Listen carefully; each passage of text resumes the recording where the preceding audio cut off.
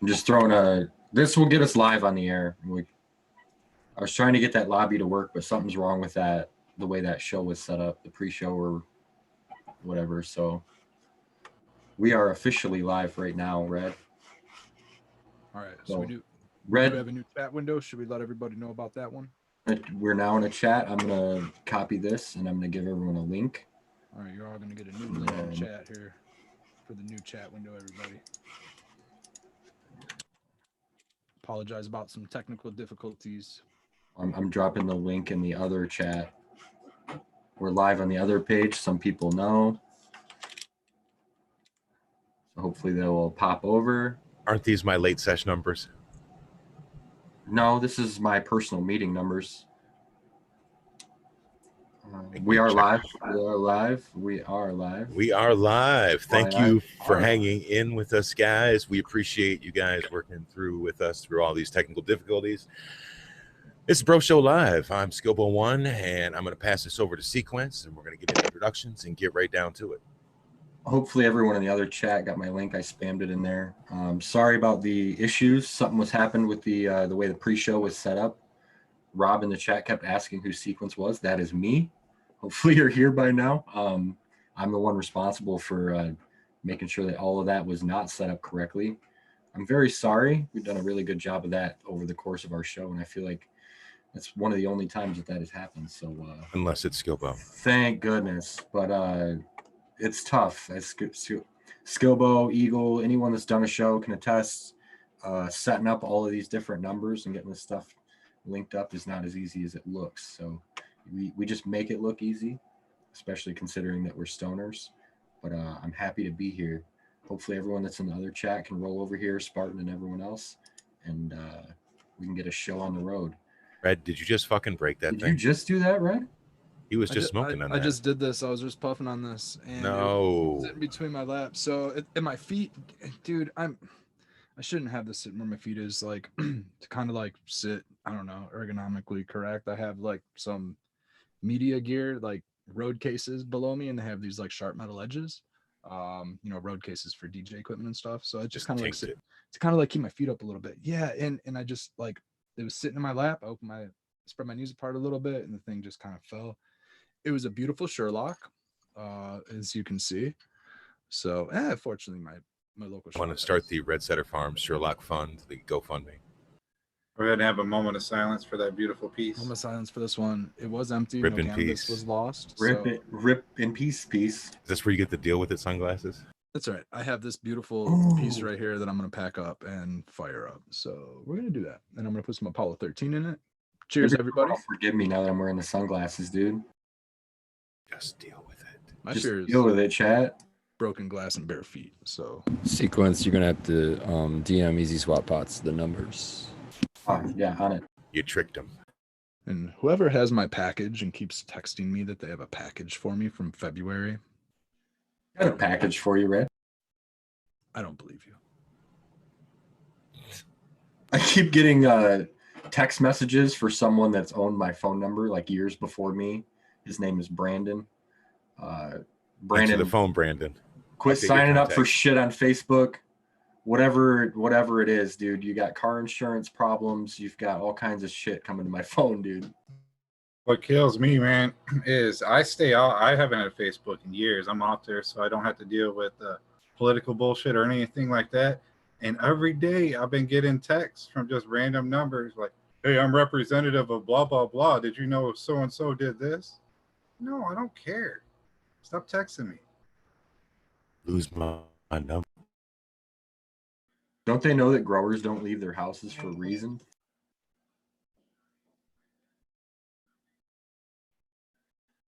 So here we are. It's another Sunday night, and we still have to do introductions. Sequence got sidetracked on the apology tour, so we're going to get right into those now. The apology tour. Who did the last famous apology tour? Those Method 7s you got on there, bro? What you got? What are you rocking? Those are Method 6s. Yeah, you can see from my face, I have some bright ass light shining on my face, and now I got sunglasses on. So here we are. It's another Sunday night. Easy swap. You're gonna have Dude, to he is just down making here. every epic fail we can get. Let's just get it all out of the way in the That first wasn't me. 7 minutes, and we'll be done with it. Who did the last famous apology? Told you it wasn't me. Who did it? Welcome Easy Swap to the show. They're playing my audio through their speakers, so getting my voice twice, and nobody can stand that, I'm sure. So apologies for that. Thank you for joining us, Easy Swap. Let's get around and do our introductions. Sorry about the late start. Red, we'll have you go first, man. Thank you very much for being here. Cheers, everybody. Red Setter Farm. You can find me on Instagram at Red Setter Farm, and we're here on the Michigan Bros Grow Show, as well as a late session Monday nights at 11 p.m. Eastern Time. Frugal Force is coming back later this summer, so hope to catch you all there as well on Saturday evenings. Cheers, everybody. Poor Red's been plugging that Frugal Force coming back all summer thing. I know somebody in chat's Coming like, back. damn, man. It's happening. I'm excited. When is it dude. coming? When is it coming? End of summer. Summer hasn't ended just yet. Oh, it's almost here, though, man. How many more lunar Don't seconds say until the end of almost. summer, Red? The lunar seconds. It depends. We have to wait until the crystals are charged. Okay. Once the crystals are fully charged, then Full we can moon. fly. I see Cave Divers donating to the Sherlock Fund. Thank you, Cave Diver. Poor There Red's you been go. plugging that Frugal Force coming back all summer thing. I know somebody in chat's I'm like, to hear you again, Scobo. There you are. I'm back. Easy Swap. You've got to mute all the audio in your background. Oh, it's almost here, though. I don't know what. How many more lunar Don't seconds say until the end of almost. summer, Red? So I think we're still officially in the same first 5 minutes. We So just- Once the crystals, if you click the three little dots up there by where the chat is, you can do a pop-out chat easy, and then you can just do the chat without having to worry about muting the show or anything. yeah, you can shut the YouTube video completely off once you have the chat popped out, and then you don't need to watch the video. You can just watch the chat. You don't need to see the video because you get the video out of Zoom. But it's all good. It's funny. This is good. Perfect. This whole show, just a clusterfuck. it Hey, has- thanks for being here, guys. We appreciate you. This is how the show always is. Subscribe for more of this wonderful content. Zany chicanery. All right, I'm real sorry, guys. No, you're okay. Getting there. It was the old screen that whatever I didn't realize was still on. Oh, okay. Perfect. All right. All right, Abalish, you can go next. You're our intro, number 2. Jeez. Polish Farms. You can find me on IG, YouTube, and wherever you see MBGS Productions. Thank you, sir. Skilbo. Skilbo1 on Instagram, and you can also see me on the Late Sesh Mondays and on Wake and Bake Thursday mornings. Mr. Dankman Dan. Man Dan, you can find me Sunday nights here with these fine folks, and you can find me Thursday mornings at 6 a.m. Wake and Bake with the Groskies, and you can find me on Instagram at Dankman Dan. Thank you, Dan. Real quickly, Bob Gross says 1 lunar second is 27.3 Earth seconds, Red. Spartan Grown. Sorry, I was just distracted by chat. Peter Griffith says I'm in his garden so often. he expects to turn around and bump into me. Much love. Thanks, dude. Thanks for the kind words. Spartan Grown, you can find me on Instagram. All one word, Spartan Grown. Don't fall for the pretenders out there. You know you made it when you have pretenders. It's true. Just annoying. Or you find me on all, I could pop in. Who knows where I'll pop in on the Michigan Bros Grow Show. You just keep your eye on the Michigan Bros Grow Show. I'm probably there or in chat. Appreciate having you here, Spartan. Any- You're always dropping knowledge with us. We need some kind of tracker on you, Spartan, because I keep seeing you on these chats or these shows or whatever, and it's like an hour in, and I get upset. Like, damn it, I miss Spartan. Learned a lot. It's a great reminder to have notifications turned on for all these shows. Yeah, it's not Subscribe to your planned. favorite channel. Just jump on. There's just so many going on right now. There's no even a YouTube weed nerd like me. I can't even keep up right now. Yeah, a lot of people are at home making content, so it's hard to keep up with it. What kind of content I like? I like this kind of content right here that people are nice enough to drop on us. I'm going to take the last of this Swamp Sticks. Shout out to Force Farmer. Thank you very much. To anybody else smoking on, get to our intro. Oh man, we got to take another moment of silence for that cut. That tasted amazing, but it's no more. Yeah. He gets real sad every time we bring up the swamp sticks. Baby, come back. He does. And then Easy Swap is joining us. Thank you for joining us, Easy Swap Pots. We've we kind of talked about it a little bit in the last morning show, how Easy Swap has come on board the Bro Show as the first official show sponsor, like full episode sponsor and all of that stuff. So we really got to thank them for their support and all of that. We've been with them since the very beginning of this, and they've been with us since the beginning of them. So we've both grown together, and yeah. You know what I mean? It's been a great partnership all the way. Go back over a year ago to listen to the episode.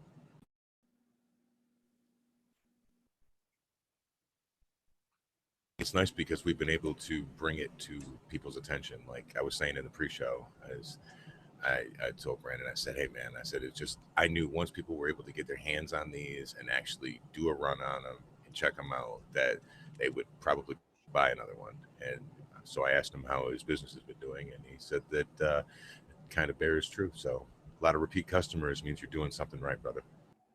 Yeah, and we greatly appreciate you guys doing that for us. It was awesome to kind of link when we're both starting and help each other out in the long run. So appreciate you guys having us. Thank you for coming on and talking about your products today.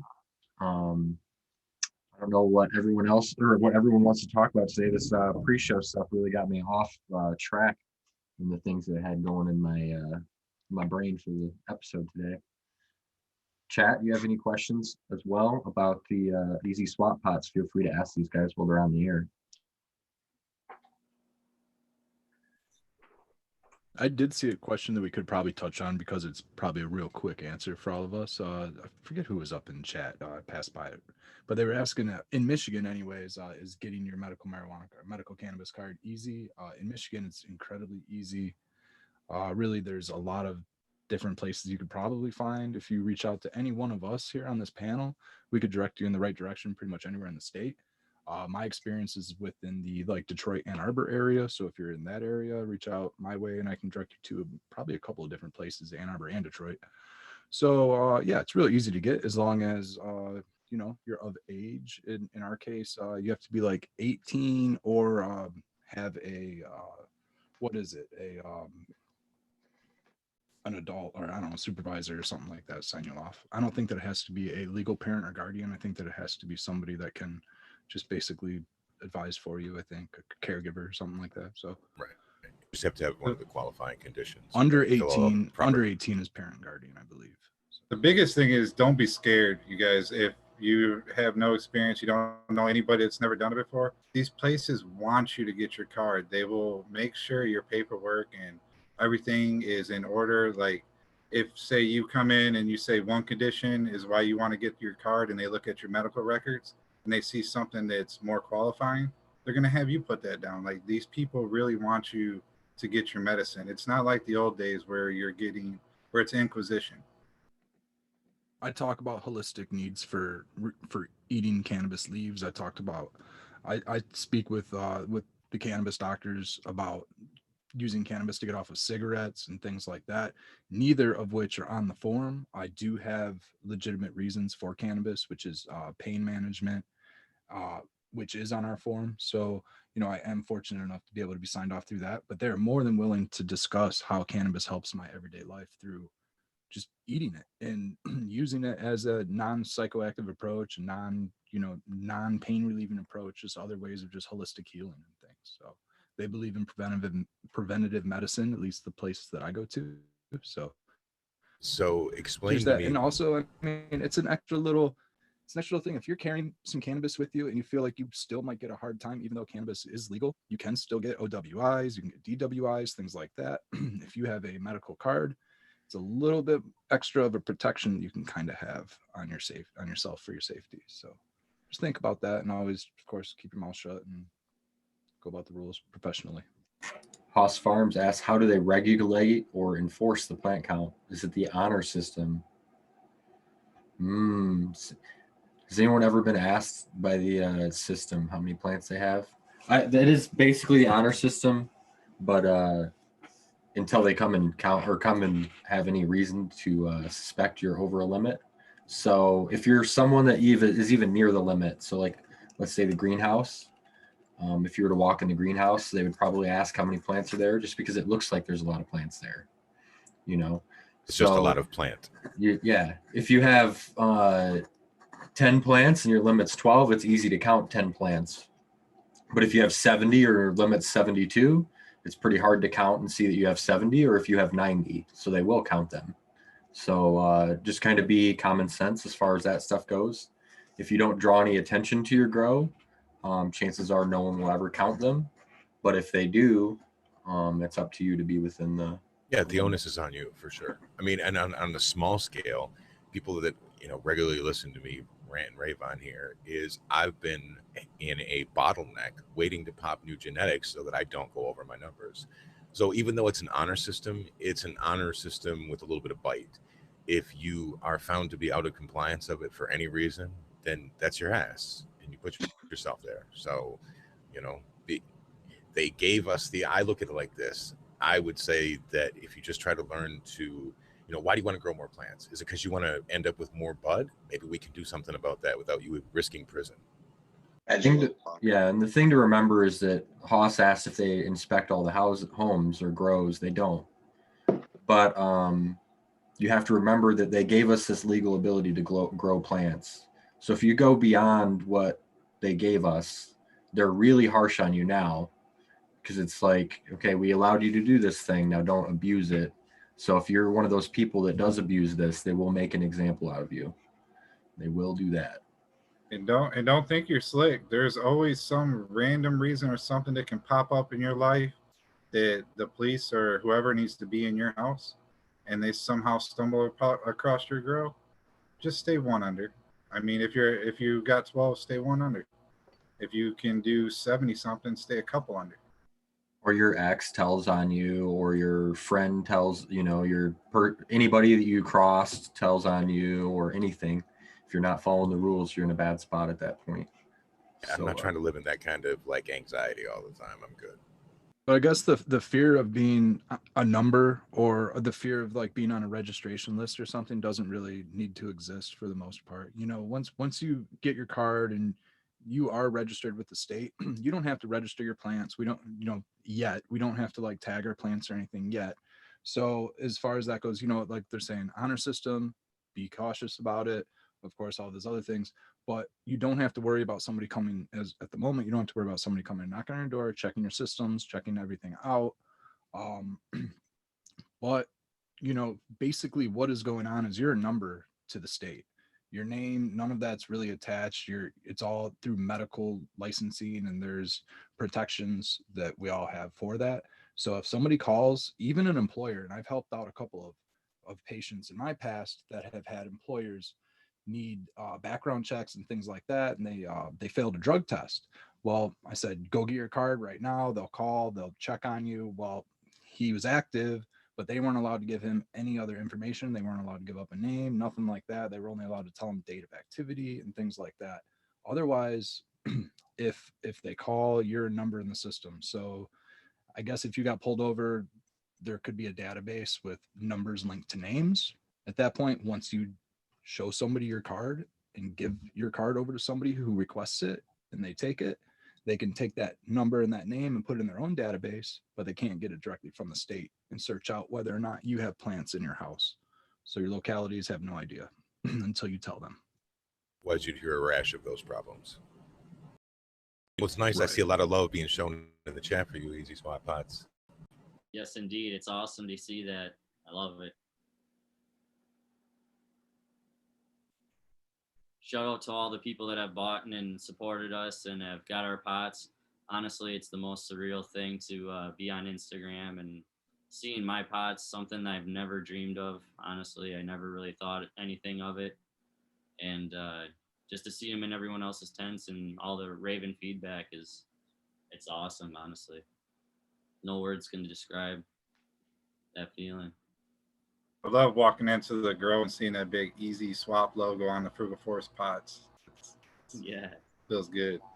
I like making those pots too, honestly, because it's just something different, But I'm glad they're working out real good for you, and hopefully they last you a long time. What's the nice thing is you can get special orders in different sizes made. You know, Say I've had a lot of people ask me if you guys can do custom pots, especially for the frugal style that Abolish does, and the guys that are in those specifically sized different, because everyone buys a different square container and then makes it work or whatever. Yeah. My home grow container's a washing machine drain pan. So it's definitely an odd size that most people wouldn't have, you know. Yep, absolutely. We're limited in some ways, but we can do quite a few things. So always reach out if you got questions. And what sets us apart a little bit is that we're using heavier fabric than the standard competition or what you typically see in your stores, which is why our prices are more. And we actually are cutting and sewing by hand everything. So quality's top notch. It is, and your products are very durable, built to last. You know, and I've cycled, 4 or 5 grows out of them already. I've had mine a year and a half. Great pots. Take them, wash them out, easy to clean, great for transplanting. And I just have explosive root growth in them. I don't believe my medium dries out as fast as a thinner fabric Amazon pots. Yep. I believe yours retains the water better, which gives me a better root formation. I have, like I said, white roots through all of your pots. They're just great. That's awesome. I don't even wash them, to be honest with you. You know, I'm just putting more soil in it, so I don't give a shit. So it's so easy for me. I just open up the pot, do my transplant, throw the pot in the pile, and then when I transplant it, when I need that pot again, I just make it back into a pot by snapping it all back together and fill it up. It's so fucking easy. I love it. And also your 1 gallon pots, man, I can overstuff them with like 1.5 gallons, gallon and 3/4. So I'm pretty sure I got 2 and 1 before. yeah, I flour them out. I'll run cycles through like the first run of flour. We'll run them in a 1 gallon easy swap, see what they can do, see if they're worthy to upsize into a bigger one for later on for production. I'm glad you admitted that first, Spartan, because I have been doing that recently with the solo ones. I haven't even been cleaning them off, As soon as I'm done with them, I'll just put something else in there. The old roots are on there. It's whatever. I've been beating the hell out of those the solos, dude, and I haven't been able to take them out. I've even grown them in the pot. Yeah, that's cool. That's cool. The way I see it, though, is like, it's just like, why would it be any different than digging a hole out in the ground? It's surrounded by fucking dirt. You know what I mean? I understand cleaning out plastic pots, and I understand if you're in a big commercial situation, it's completely opposite. Yeah, we're washing. If you had some kind of problem in the last harvest, then sure, absolutely, you should clean every fucking thing, But at home, and you're in an organic situation, you don't have to worry about like salt buildups, things like that. I haven't had any issues. Good stuff, though, man. Great product. Glad I came across it for sure. It'll be in our gardens for years. Let's drop this breadcrumb since we're talking about washing these. What is your recommendation on how somebody can wash these at home? Well, you got really 2 options. You can either take them to a laundromat and throw them into a washing machine and run them through. Never dry them, as it will ruin the material basically, but you can hang dry them at that point. Or the other option, and the one thing that I do all the time, is basically take them, rinse them out with water on a hose on your strongest setting, just to knock off as much debris as possible. And then dip them in like an H2O bath. Use like the 30% H2O solution and do a good dip in those. Or if you want, you could do bleach, and if you do have the salt buildup, honestly, a good vinegar, I'll put 2 gallons of vinegar right in a 5-gallon jug and then plunge the fabric in there, and usually undiluted. It loosens it up and knocks a lot of it off there. So probably a blessing for Dan. Do you have a pot right there handy so you could show people what it looks like and how it works? Honestly, I didn't even. Oh my gosh! Wow. I've got one. I'll get one. Oh man, yeah. Thank you, Sequence. Drop the ball again. Thank you. This has been a show of shows, fella. This is the best of the best of the bro show. You got it. The blooper reel. But it is a great pot. Okay, I want to answer a question. I want to answer a question in chat because it's not an easy answer.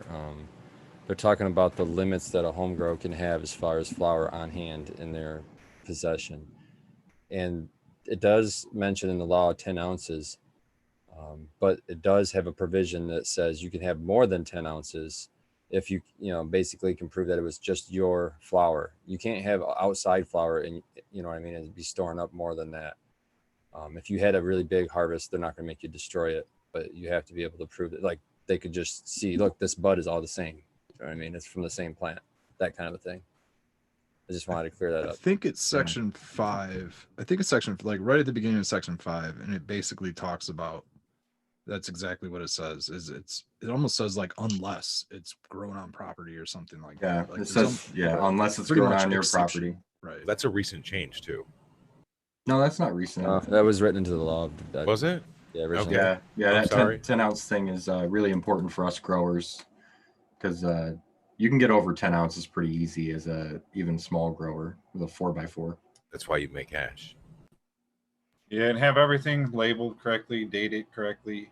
That all proves that it was from the same batch. So I'll show off that pot, Trey. Sorry. Yeah. So what happened? There's 4 snaps on all sides, and it holds its form. But when you unsnap all of them, it opens flat into like a big circle. So whenever you're going to do a transplant, you have it open, and you can do it a couple ways. You can just put some dirt on the bottom of it. Oh, it definitely is. And then set your plant on top of it, snap it closed, and then if you're going to put azos or something around it, then would be the time to do it, or some insect frass. And then you're just going to fill the pot up. And that's one way to do it. The other way is to basically snap it all together and do the subcool style where you pack whatever size thing you were going to go into it and then put your plant inside. But it's really easy. And the nicest part isn't the planting, it's the transplanting. So instead of having to pick up a plastic pot and, put it under your arm and give it the pump, then what you have to do is flip it over and you get dirt on the underside of the leaves and you're stressing the plant out. This is just 4 simple snaps. It opens up, you pick it up, you put it in the hole that you're going to do, you're done. Pick the easy swap pot up, shake that fucker right over top of where you just transplanted that thing, dust it off with your hands and throw it on the pile, right, Spartan? It makes a nice tight transplant too. Like it holds everything together. You're not pushing everything down or watering it in to make sure everything's set. When you snap those buttons, like that fucker's secured. Yeah, the only thing I was going to say is Mycos, not Azos, but yes.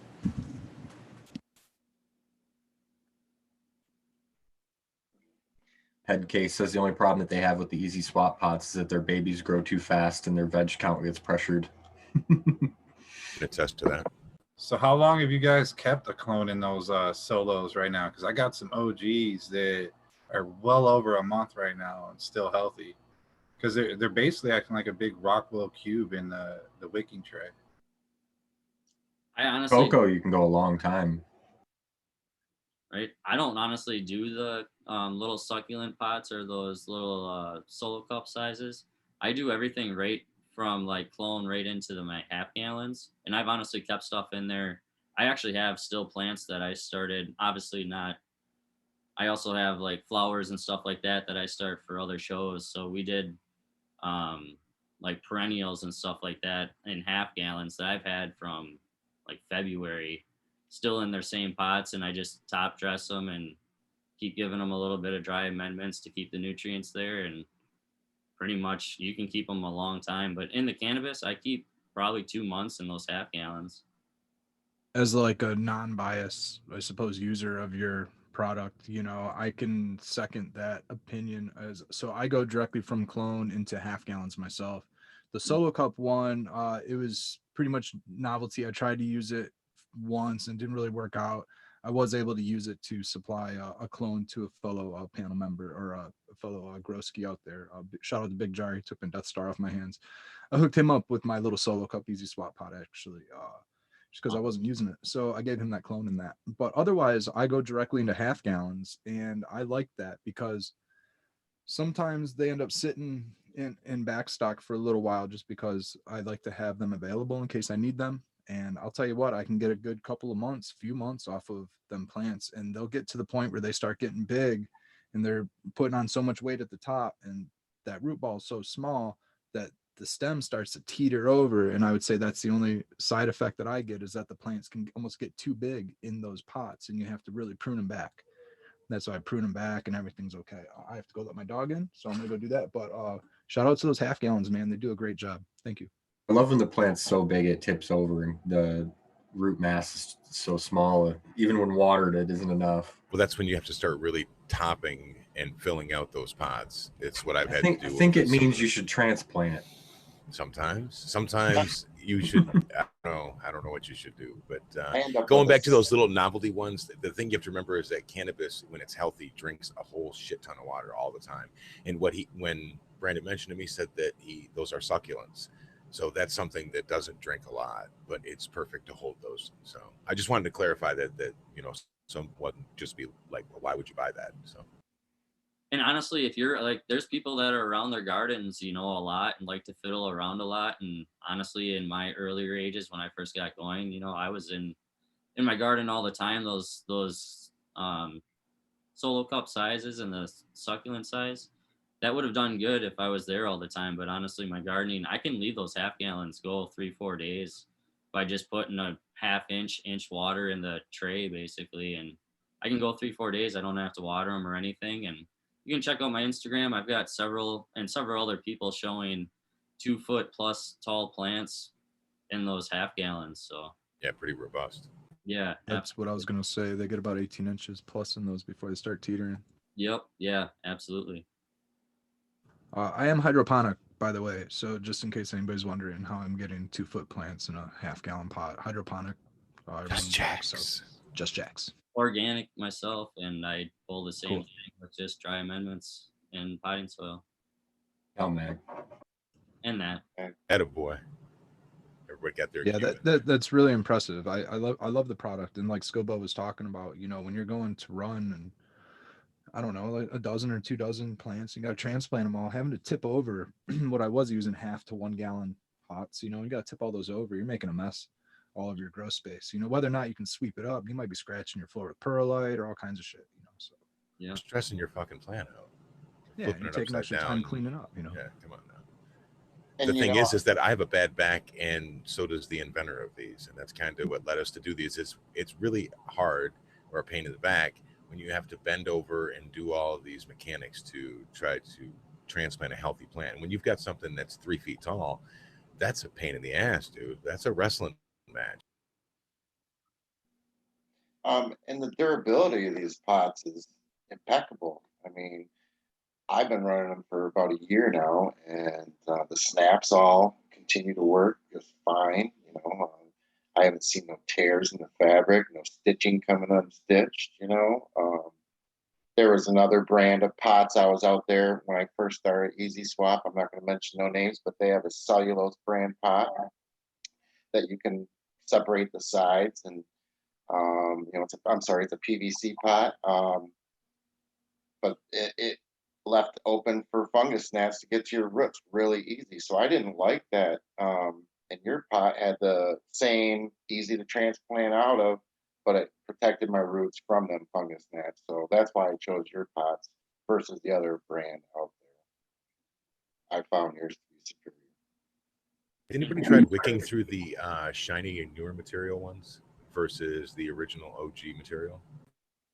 I do have them both wicking. Obviously, there is a little bit less wicking, but you still, it still works in my situation, basically. You're not seeing anything left over in the catch pit trays then, right? I don't know. However, I basically put water right into basically a tray or right into a saucer and have my pot sitting right on the ground. So, I don't really have issues really in that realm.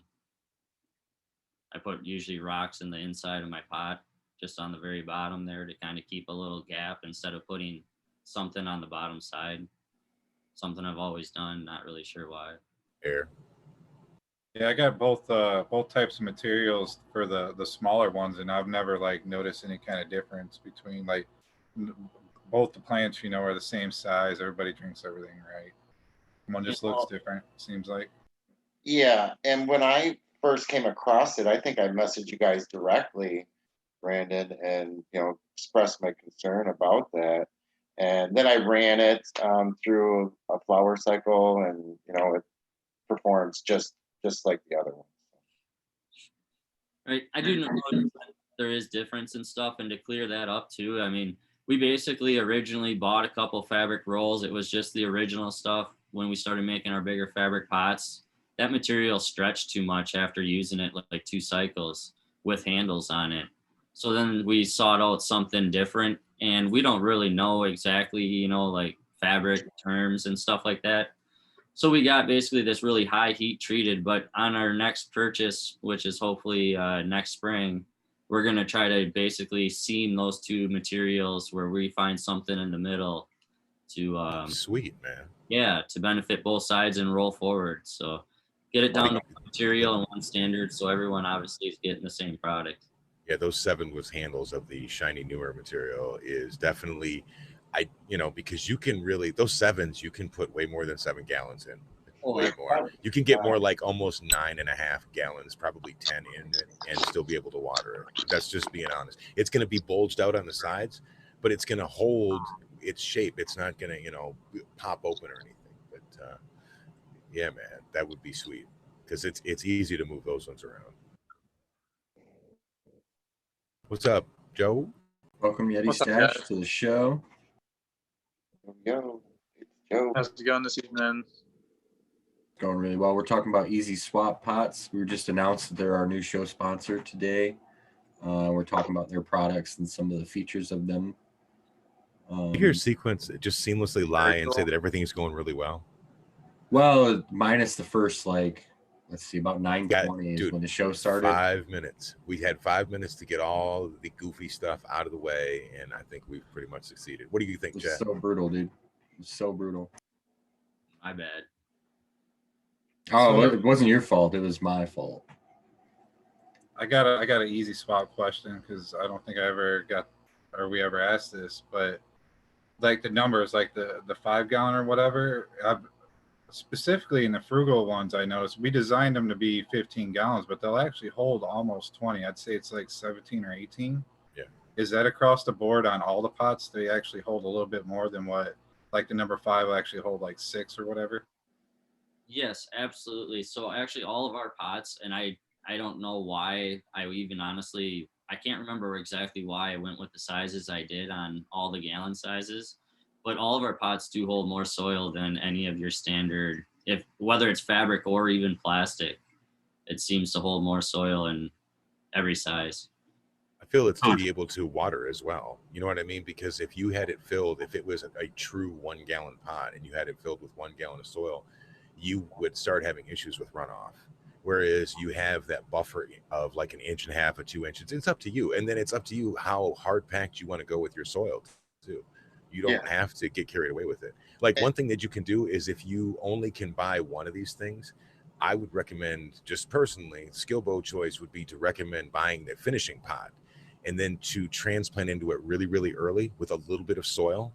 And then as the plant grows, you can backfill more and more soil in to finish it so that you could actually do one run rather than trying to, start one and then the other. But that's just, because you can dictate how much you want.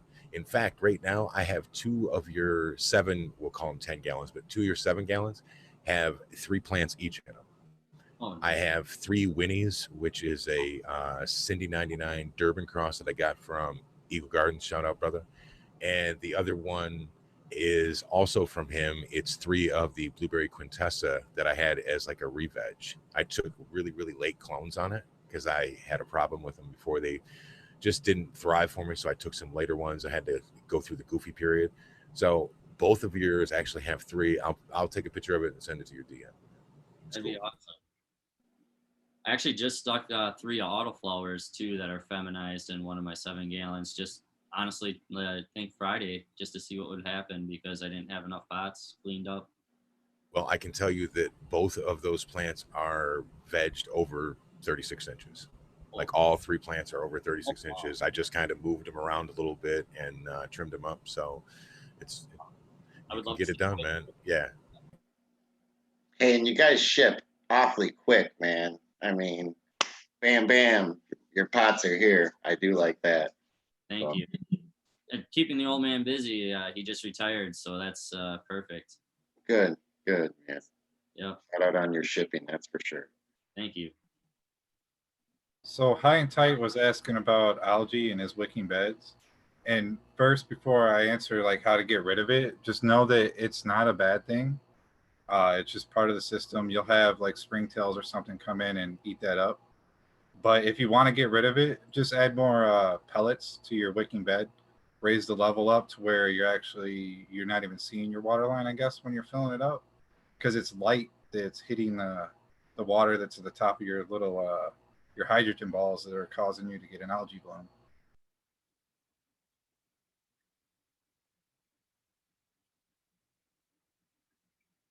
Got some How it questions fell about silent. where's the best place to get the easy swap pots. We only actually have them online, so easyswappots.com, and you can go to our store there. Perfect. And don't forget to use your discount code MBGS10, I believe. I'm not sure which one ours is. I know Abolish's code works, right? It does work, and so does your guys' code is live. I do believe it was MBGS10. Yeah, that's what it was originally. Yep. Right on, right on.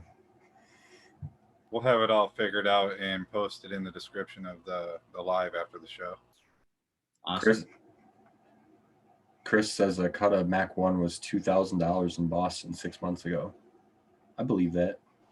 You know what? Having smoked that with Spartan so many times, I have to say that I can see why people would pay that for it. It's just phenomenal, man.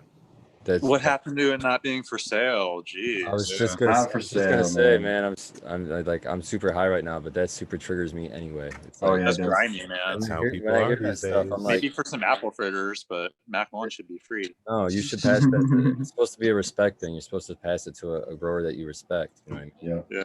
For I real recent- though, it is insane how much certain cuts are going for. Like, I popped on a cutting today, Chili Verde, just because I had to off that name, and it's supposed to hit like key lime and like jalapeno terps. I was like, I got to jump on that one, but like seeing the price on some of these cuts is ridiculous, man.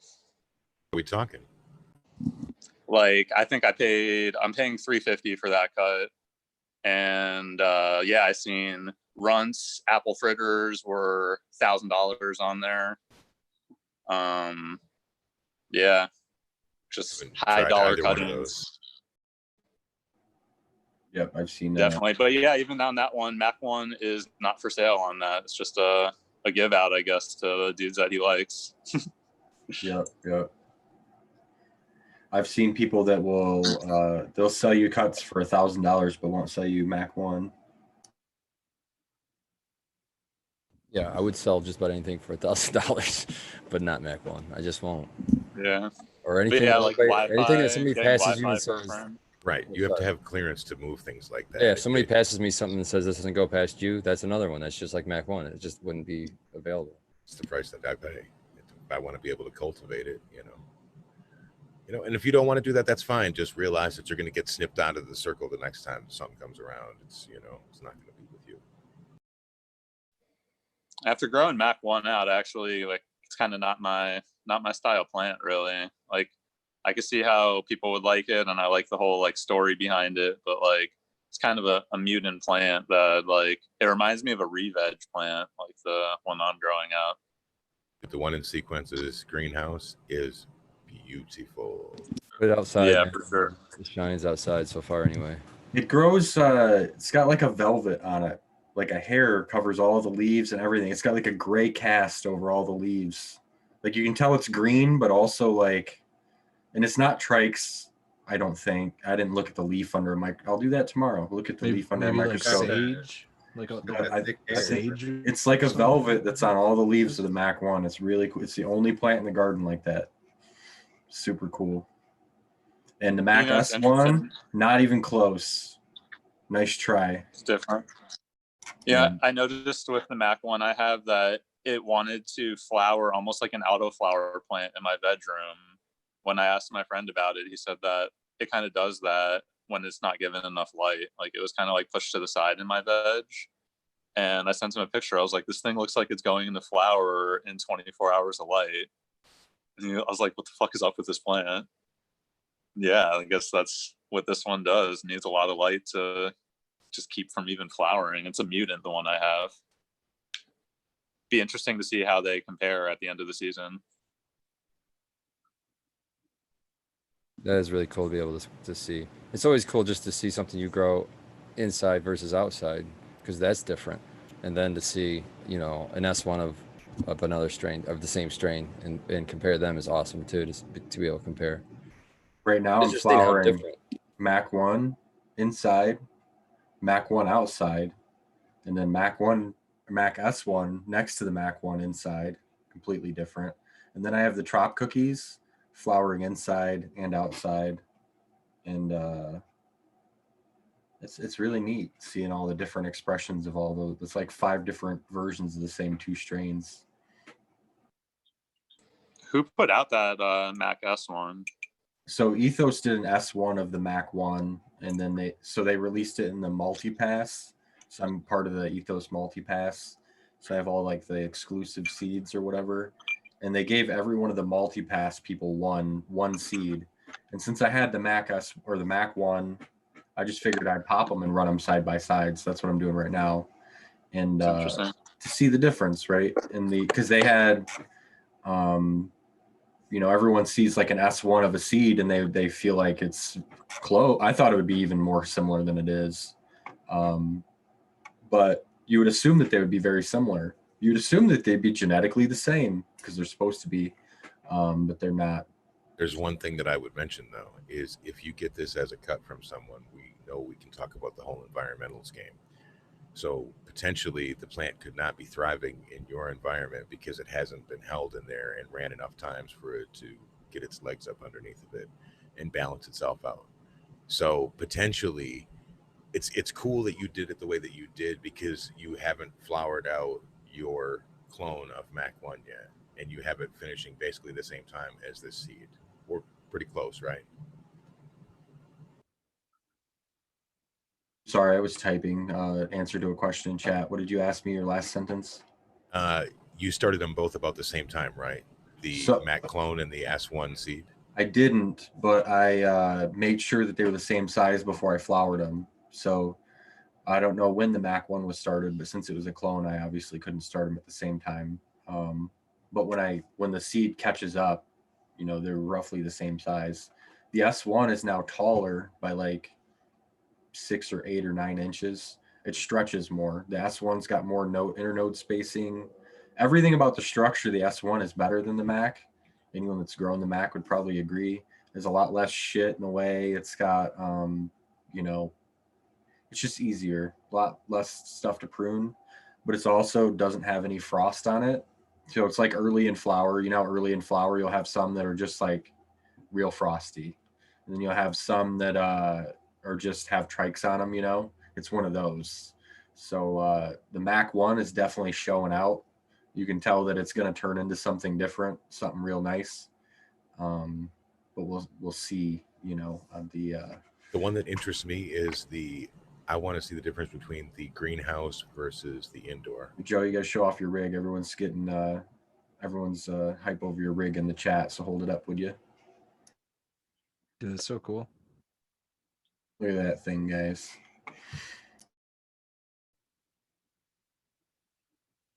Does it have a name? The rig is the Lone Wolf. Lone Wolf. Gives me anxiety just watching you handle that. Like, I feel like you're going to break it, and I don't want you to break it. I already had one man down during the show. It's a little shredder. My old lungs disagree. I got to flip the email on and totally fucking missed hash time. We are just fucking up on every single level. That's what I'm going in on for us. I noticed the time. Ah, you should have told me. I didn't want to interrupt. 4 minutes past hash time. Damn. Fuck, 10 check. If you don't interrupt, you'll never get to say anything. All right, Dan, you're not smoking a hash, so you got to tell somebody something now. Dude, story time with Dan is the best part. Oh, he's muted. I'm gonna eat some. Of course he is. Yeah, I've been like talking here for like. Bummer. I'm like, oh, it's hash time. Damn it, Dan. I swear. I bet you did, P. All right. Go ahead. Do your dabs. What you doing? I got some Primal Punch dry sift in the bowl. Pretty good. Pretty terpy. Loving it. Jay Good. Green asked my thoughts on the Ethos Multipass and if it was worth it. I paid $100, so it was super worth it. Right now, it's $500. I would advocate. I don't know if I could say that on the air. I don't think I would buy it for $500. DM me if you want any of the seeds. Wink. It's like I don't understand why it would be. 500 might be worth it, but I popped all the seeds that I wanted of it, and then any one of my friends that wanted to grow really cool, like Ethos is pretty top quality genetics. If you're not against them or whatever, everybody likes who they like as far as breeders go. But friends of mine that wanted to get into growing this year and stuff, they got FEMs and stuff for like $2 a seed, and they got to grow shit outside, and they didn't have to worry about sexing them and stuff like that. So I was able to pass on a lot of really good seeds because of that deal. So you can do that, and you will definitely get $500 worth of genetics. But I don't know that I would pay that for it right now. Let me speak on that. Is Sequence gave me the seeds for the Blueberry Sunset. And I know that M2, shout out Michigan Medicated, is growing it out right now. But I'm really hoping to find medicine in there. So I want to do my own pheno hunt of it. And even though it's feminized beans, it doesn't mean that it's going to be genetically the same thing. So I am hoping to find something to be my silver bullet for medicine. So in that way, it could be worth $500 to me. You never know what you're going to find in a bag. Tier 1 is about to sell for $1,500. What does that mean? Somebody that has one is going to sell one for $1,500? Bob Gross said that somebody in, I assume that someone that has one of the passes that I have is going to sell it for $1,500.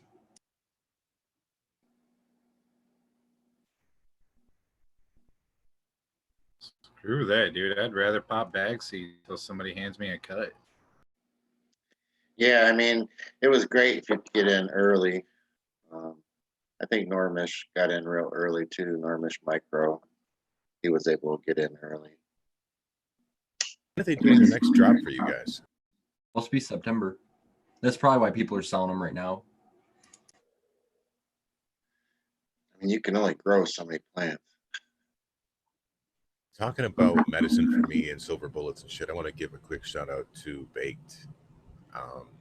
I know he's got a lot of the genetics that I hope that he can get into soon enough so that I can get a clone of something of that, because he's got some fire.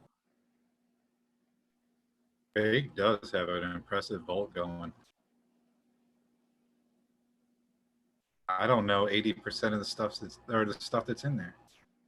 I do. But I got fortunate, to know that when he comes up here, we're gonna pop all those strains. Actually, it's looking like I'm gonna be the one that's gonna pheno hunt him for his garden. But we get to choose all that stuff. So like so if you were to ask me an easy question, like which one would be the one I'd be most excited about, I could answer that question because I get to pick them all or help pick them all. And I would say Chem 91 crossed with Chem D is the whip. I'm excited to pop that. I think that was a Duke Diamond and someone else collaboration. So that's pretty cool. What's awesome about that is like all the funky weird stuff comes out of ChemDog lineage. It seems that's why I want to pop it. Yep. So what jewel can you find in that? That's the one that's like whatever seeds you can get, it's worth to pop every one, man. So like if you could ask yourself, like of all the legendary legacy lineage that there is in cannabis, like what's the one do you think that is the most important one, or what's the one that like, so I think a lot of people might say OG, but it would definitely be Chem D for me. Like everything that's come out of that. Yeah. But just feel like if you go Chem further and back, you Old could say Northern Lights is the grandmother of all of these things. You want my opinion, honestly, my direction right now in seed selection is going like, because I kind of have a feel for what everybody else on the panel, you know, my circle of friends, grow friends, or whatever you want, my family, I'll say. I want to go really weird. I want to go out towards the more psychedelic reaches. So I'm going to dig into some hazes. I have, well, right now I did pop those test beans from Jack Greenstock, which I'm super excited for those too. But after those, I have Cuvée F1s that I'm really burning a hole in my pocket. I want to pop those to get some kind of chocolate terps, because it's not something I don't think we have right now. And it's supposed to be chocolate and cherries. And then after that, so this might be next year, but I really want to go down like hazes. I want to get some, hopefully not super long flowering, but something that just gives you the soaring high. I don't get a lot of that in the selection anymore. I get energy from the sour melon, but I don't get like that soaring giddy high. I do have shout out to M2. I do have her sour D, which that one was like a uplifting, like a happy weed for me when I smoked that. So I got a clone of that. So that's in veg right now. But I'm looking for that kind of stuff. You know what I mean? The more, because everybody's got the sedative stuff. So that racy shit. Yep. Do you want it to be fast, or you want it to be more psychedelic up? I want either the like the happiness, uplifting, or the I don't like the raciness. You know, when you get the really fast beating heart stuff and you have to calm yourself down. I'm not a big fan of that one. Northern Lights 5 haze. I don't know who does the seeds. Somebody still does the seeds. For Neville? that. Todd McCormick. Oh, okay. Todd McCormick sells the NL5 seeds and a lot of the old genetics, I think. Yeah, it's the NL5 haze. Well, yeah, I'm not looking to really acquire new genetics. I just want to kind of go through what I have right now. You know what I mean? I still want to keep with my strict regime of not really intaking, not any buying any more seeds. I might trade or stuff like that, but I'm not going to go out purchase seeds when I have a shit ton of them. So Damn. I want to go through them.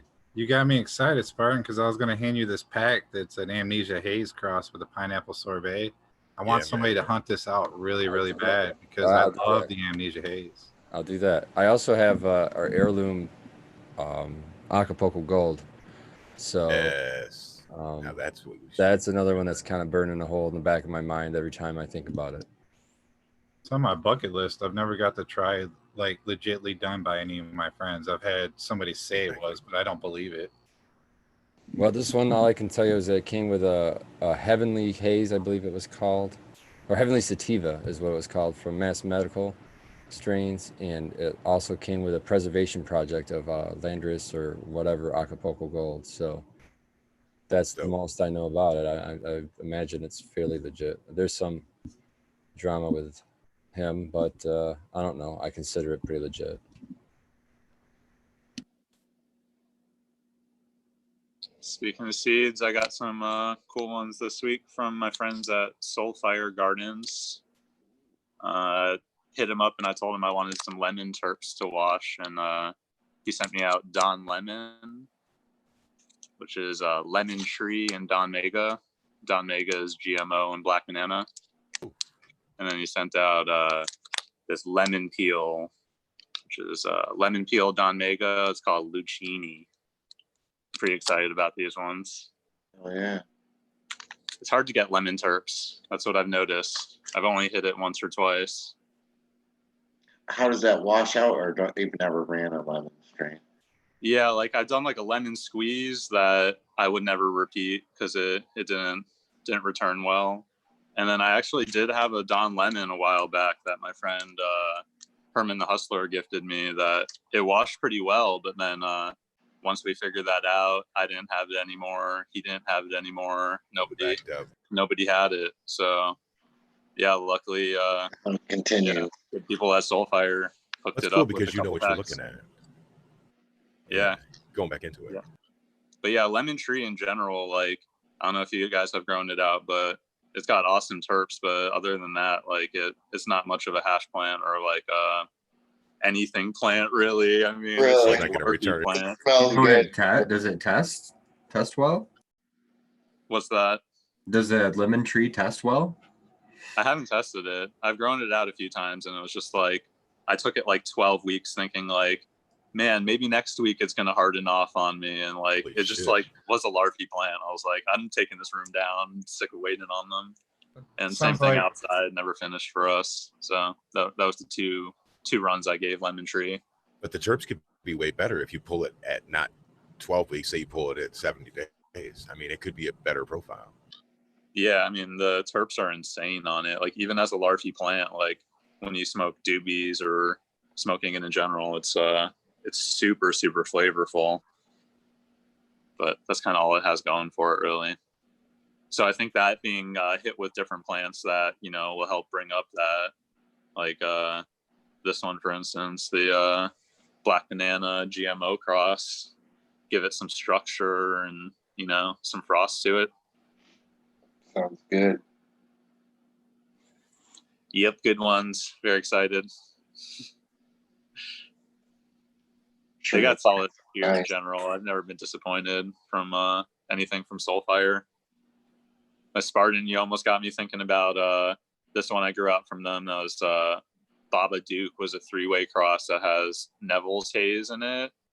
And yeah, that was like an old school haze brought back to, like, I don't know, back to life now, I guess. Had really good structure and good bag appeal, but still I have had a the lot old of, like, coolness.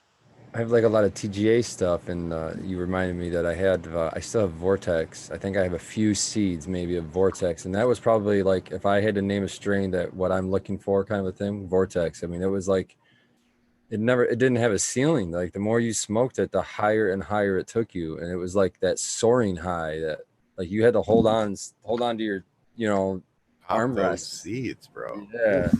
I never got to try that it one. Sounds good. You gotta pop that. That's like some of the all the sub stuff that I tried. Vortex is like 3 notches above everybody else. It just, when I grew it, I think I had a sick cut because it took forever to flower.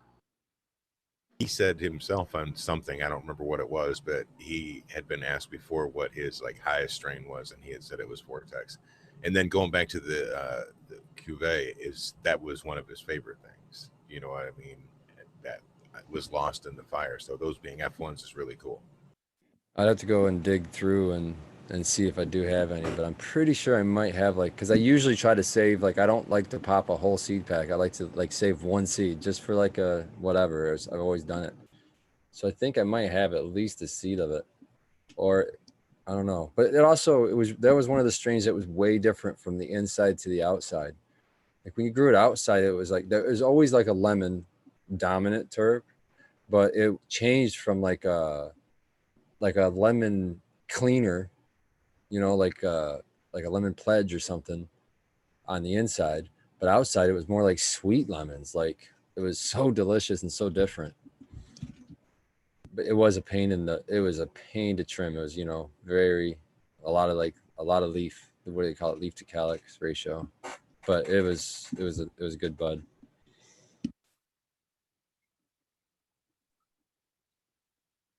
Seemed like the Space Queen was like super dominant in a lot of his stuff. So I remember growing out a ton of his gear when I was out in Cali outdoor. Like, remember we did like Doctor Who, a bunch of his stuff, like just went through it. We like went to like CanaCon or something and walked around, and like those were like the coolest guys we met there, and just like went off on their whole menu. And yeah, it was an awesome year. But that was the one thing I remembered. I was like, damn, the Space Queen must be one strong, like dominant plant, because I can like see a little bit of it like really shining through and everything. Except for the Agent Orange, that was just like crazy orange and like its own thing. Yeah, and that's still I think that's what Miss Jill used to make what was hers The Agent Jelly Orange? Bean. Or no, the Jelly Bean. Yeah, one of those. I remember those were similar too when I grew them out. That was the first time I grew out any orange terps, when like as soon as I smelled that coming on, I thought it was like a joke almost. Like I was like asking my buddy, like, did you spray some shit? Like, what the fuck is going on here? It was like we had an orange tree also in the yard, so I was like, is it from, like on my hands from eating oranges this morning? Like, what the fuck? That is so Nope, awesome. My first crazy. orange dab was from Fragoli, and it was his clementine, and it like amazed me. I was like, well, for one, it was a dab, so the flavor is just amazing, and then it was like a straight clementine. It's one of those ones that the name you saw, like, okay, yeah, the name is exactly what you would expect. It was like exactly spot on. I was amazed. Shout out to Fragoli and that clementine. Still have yet to try that for Burley's Clementine. Oh, you have to. Just throwing that one out there. Next time we get are in a session, anybody has that in their pocket, bust that one out so I get to try it. Next time I come over, Red, I'll bring my aged. You know, you have the aged hash. I have the aged concentrates. I'll bring some ancient shit over. Yes, so you blow do. your hair back.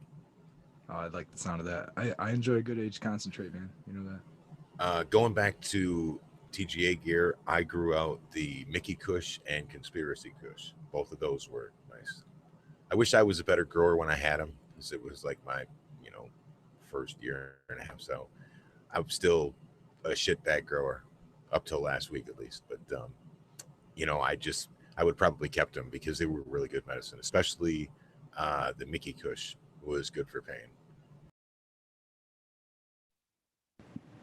Shout out to Chris Mertz. He says that Eagles grow line, they're going to be growing out Jelly Bean and Agent Orange.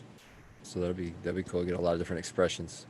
I love when they have these big, like when we did our grow off. I just love having this big, everybody growing the same strain and try to get all the different expressions that one plant can, express in one generation. It's cool to see. Plus, then you throw in everybody's different grow styles and climates. It's just fun. As a judge, we got to see that. And I'm not trying to be a dick and be like, hey, I was a judge.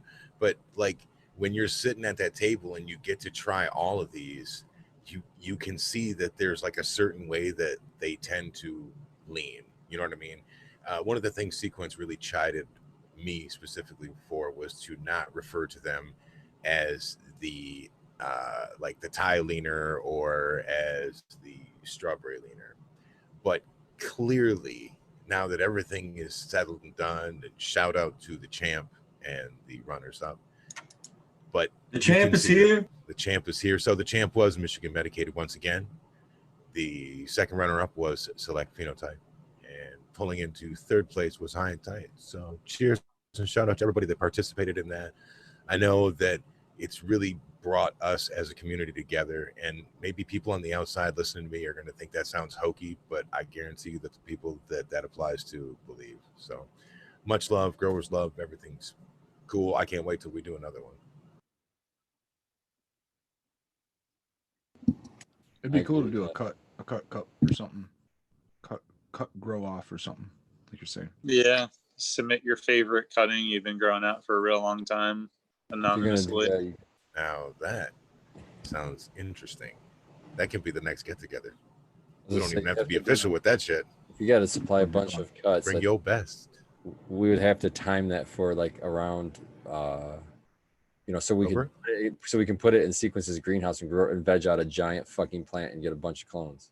Oh. So sometime in late summer, to pick up clones like at the end of a July, somewhere around there. Yeah, and then you definitely have room. Yeah, then you just have one plant. You're not sacrificing a huge, nobody's sacrificing their whole grow to make 100 fucking clones or whatever it turns out to be. It's like whacking one of those. It'd be like at work. Yeah, that's why I say that big GMO girl. And then plants are big. But yeah, that baby's got vigor. She's already throwing roots down. A couple GMO cuttings that I got gifted. Hell yeah. Sweet. Yeah, grows great.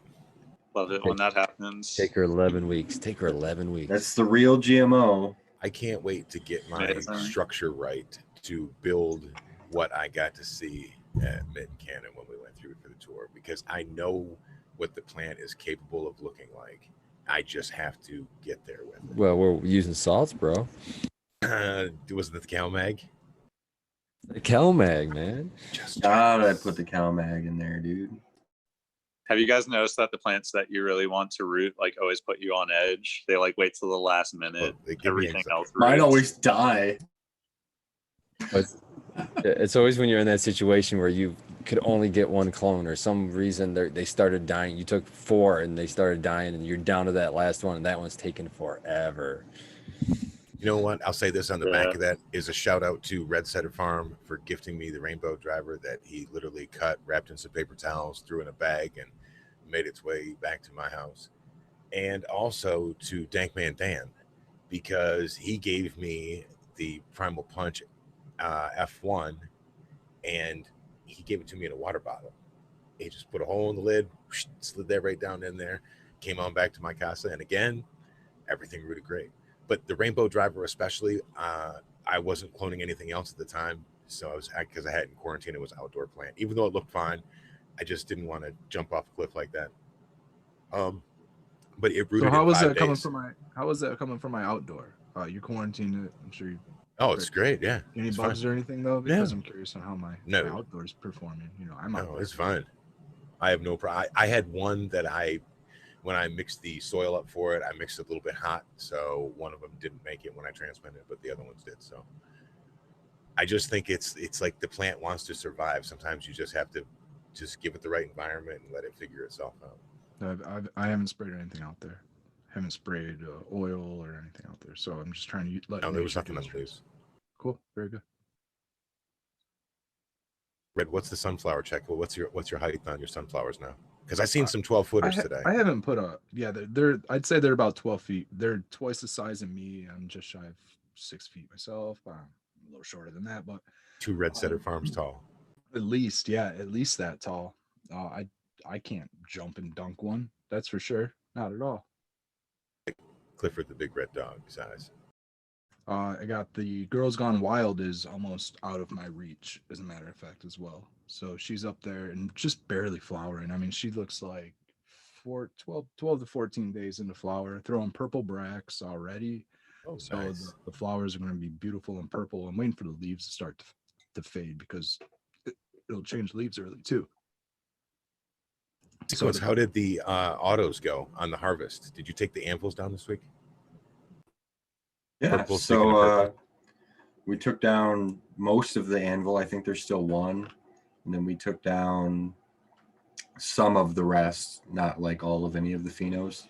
I was given the breeder a report on them, on how they did kind of in the northern or the Michigan greenhouse outdoor environment or whatever, because we get about 80 or 90% humidity every night. The anvil had, I don't know, maybe like one spot of bud rot between 7 or 8 plants. Did very well. And then the forge did just a little bit worse than that. And then we had some more. We had Elf, and that one grew like these pop bottle size colas that were really dense. That one had some mold issues more than the other ones. And then the Bobby's Widow was the same way. So that was like a white widow cross that was super dense and frosty. We did not get to keep very much of the Bobby's Widow, unfortunately. That sucks because it smelled really good. But it is what it is. I mean, but we did pretty well considering, and excited to. They're all hanging right now, so excited to start trimming them soon. That will be nice. We were joking because now Fresh Cut's getting low on flour. He was like, I'm gonna have to go buy flour. He was already getting pissy about having to buy flour when we had the greenhouse, you know. But he's like, now I'm gonna have to go buy flour when I have flour drying in the tent. He's like, how ridiculous, you know, and it is so funny. So I hope that he has to go buy some $60 Dispo 8th. Well, he's got something hanging up. Almost Get a there. dryer. Almost there, man. Yeah, that's when you start like plucking buds off just to like, you know, smoke a Put them in the bowl here and microwave, dude. Oh, Hey, that's it's fine. On a paper plate. That's when I break out that handy dandy herbs now, man. I'll have bud in 2 days. You know, put them on the microwave. Haven't been 20 seconds. Or the old Xbox drying tech, if anybody remembers that. Yeah, there you go. That's why you all had those red ring of death abolished. I'll admit to Yeah. being overly anxious and wanting to try my stash. It was like my first couple plants. Easily, I microwaved some bottom buds. I was trying to test the ripeness. I didn't know how to check it. Microwave was a terrible idea. Where did it go? It was really early too. Tasted like garbage. Yum. Early microwave bud. Like fresh hay. EMB. No, dude, yeah, EMB. just like grass. It was like grass. Fresh hay. Exactly, fresh cut grass. Yeah, I get Fresh that. Did it get you high though? I got ripped. It was great. Yes. Perfect. Really ripped. So you're saying it works? I did Worked, not but it wasn't have, pleasant. I did not have to call the homies or find a dispenser. So I'll tell Fresh Cut to not even bother buying anything. As long as he's got bud hanging up, he can just go microwave some.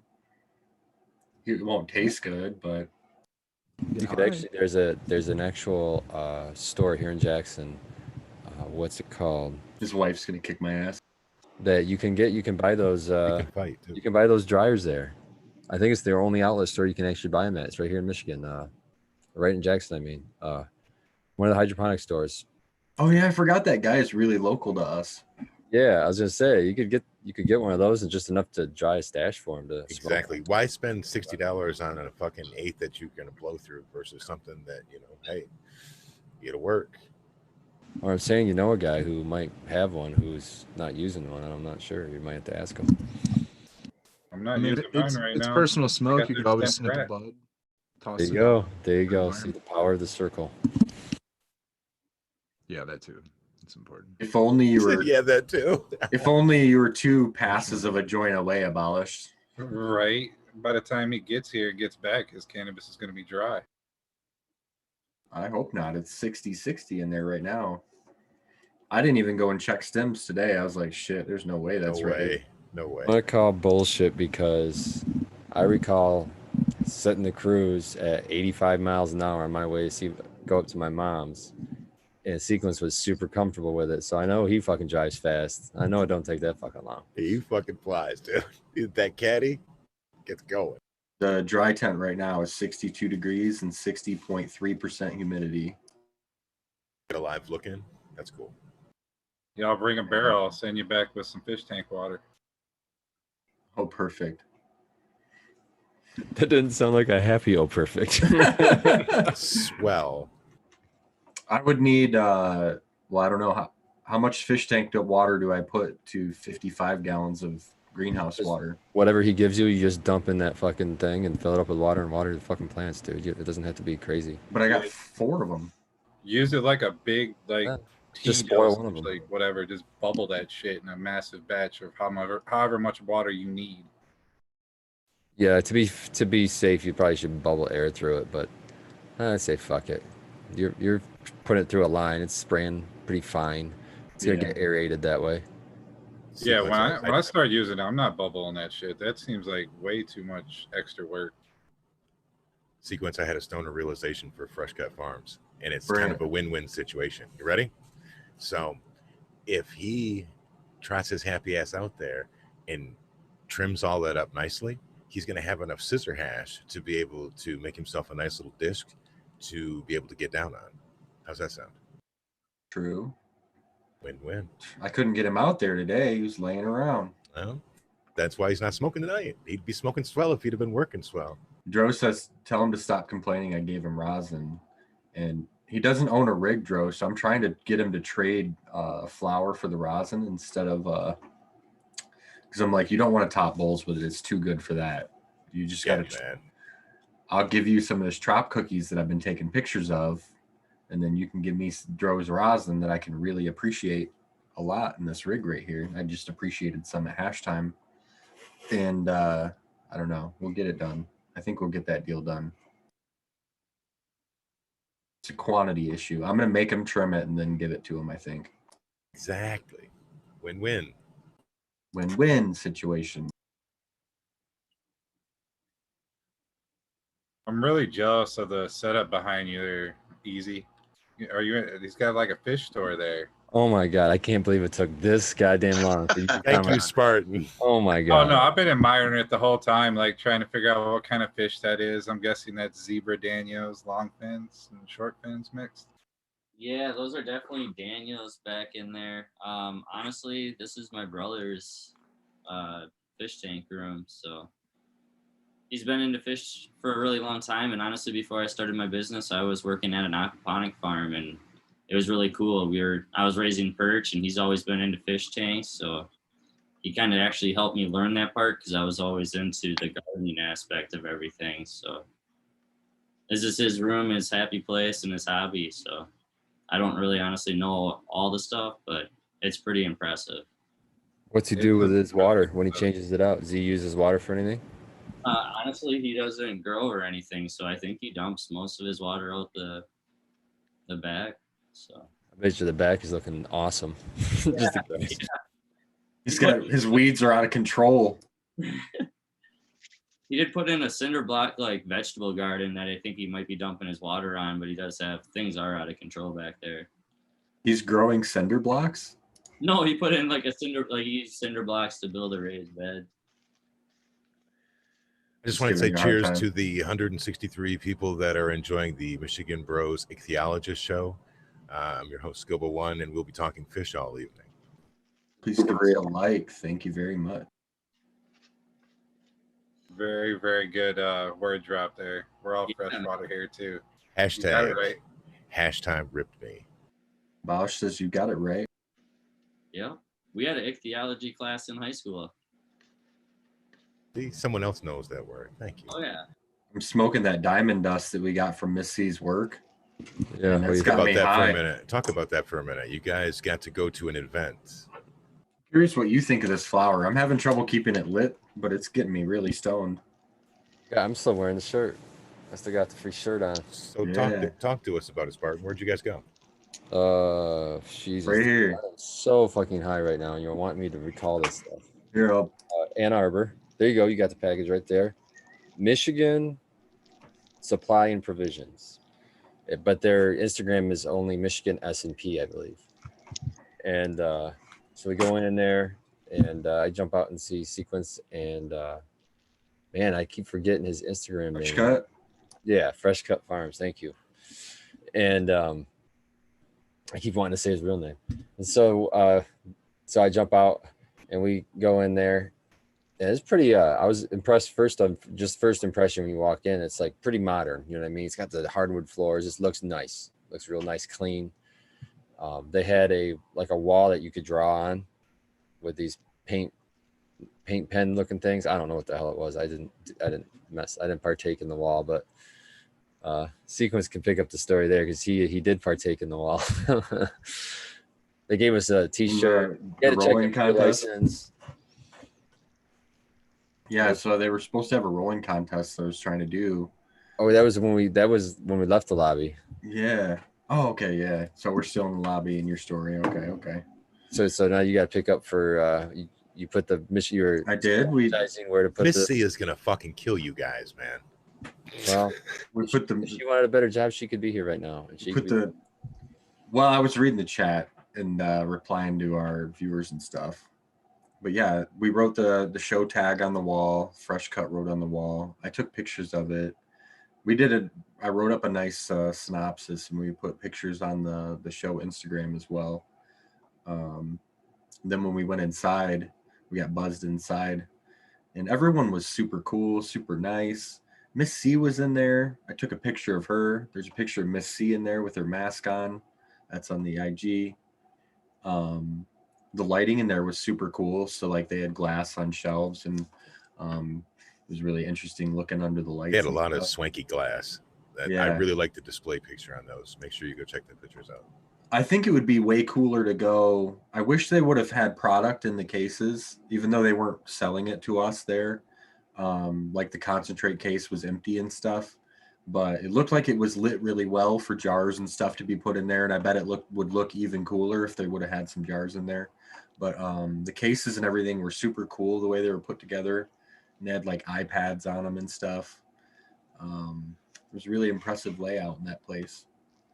And then I tried to enter the joint rolling contest, but nobody wanted to be in a joint rolling contest with me, I guess. So I rolled a joint myself. You won by default then. Yeah, there was a guy. Yay. Yeah, but should have showed up. I would have rolled. You don't want this smoke, Red. I still would have rolled a joint with you. Ooh. Would have been come back. Nicholas picks Shit's the getting real. dollar bill roll. So Yeah. or not dollar, I think it was $100 bill roll. So It might be smaller, but yet effective. Yeah, definitely got to shout out Miss C and those guys over there at Michigan Supply and Provision. She's wiped out right now. Like she's been busting her ass, like to get all that set up there. Like they're working hard. I believe they open up tomorrow or they open today, one or the other. They did a good job. It was fun. It was a cool thing to do. And To me, I was really bummed that I couldn't go because to me, I would put that right up there with getting to go through Mitt and Canico. Thanks again to Matt and everybody over there for being awesome. But to go through a provisioning center, it would really, really interest me, to see how it goes, from process to process. And just to be able to talk to the people and hear some of the stories would be cool as hell to me. Yeah, I just love. I mean, I can truly say that I actually do look forward to going to work. You know what I mean? It's like, yeah, you're going to work and you have to go there, but once you're there and you're with the plants, it's just I don't know. There's an effect that it's not bad. There's not a bad day, unless something crazy like power's going out or floods or something like that. Normally, it's just a day hanging with plants, so it's pretty fucking awesome. You've been there for almost a year now? Over a year. It was a year in July. So July. Okay. Yeah, So just a think little- about Did your they get you a stress level. cake? Yeah, man. I don't even remember. I'm Ice cream cake? They've Yeah. given me so much. They've given me so much. So I have no. complaint. Aw. Aw, what the fuck? They've given me so much. No, dude, like seriously, probably at least once a week or so, the owner will take us out to lunch or something like that. Or every time there's a harvest, he's paying for lunch. Every time there's a trim crew there, he pays for their lunch and our lunch. So I mean, there's just gestures like that. It's just there's so many instances. It's like you don't want to sit here listen to me ramble on, but Yeah, I really like those guys too. yeah, they're cool. It's just a good vibe. And I think of, when we first talked to you, you were still working at your other job and you were like, oh, kind of sometimes you're coming home, you're gritting your teeth and you're like, fuck. But, I would think that if we look at where you're at right now today, you would say that your stress levels are much lower than they were. Oh yeah, I mean, just think of the how else can I don't know how to put this in words other than the weight off your shoulders of you don't have to hide smoking because you're going to work and you're actually producing the same product that you're partaking in, so there's no stigma there.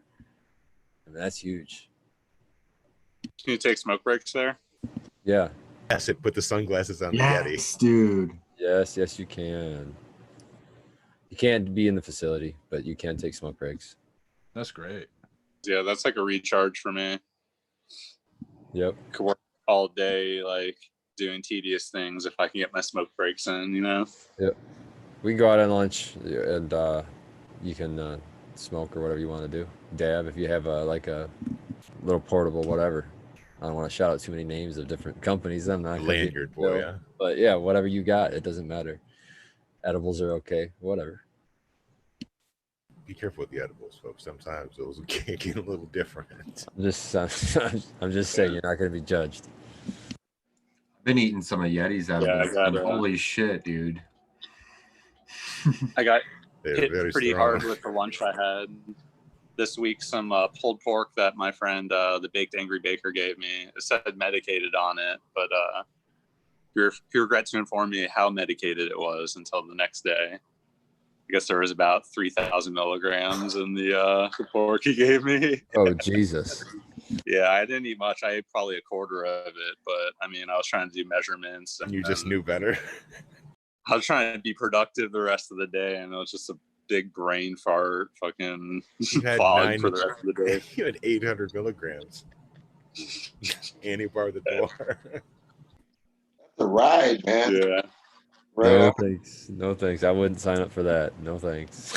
Red, you're so quiet up there. Red took a big forkful of the FSO last time I seen him. I just finished my last glob that will put me at 1 gram today. I took a 0.5 earlier in the day, got some work done. Took a slight hash nap, got back to some work, and took a 0.4 at hash time. And I decided to take another 0.2.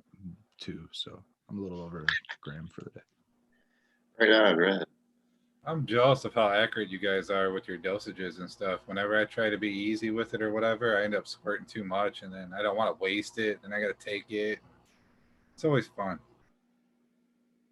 When you're measuring up to half at a time, there's never like a stopping point.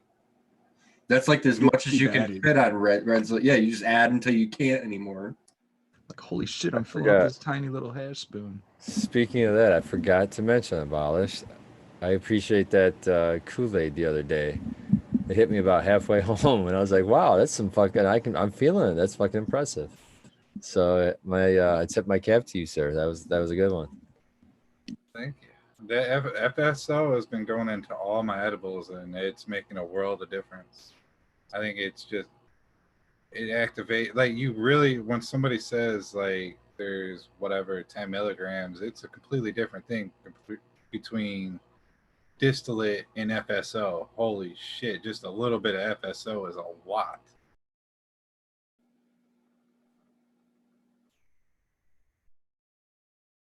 Yeah, distillate reminds me of like almost when you like smoke like a distillate cart, it's almost just like a weird bland high.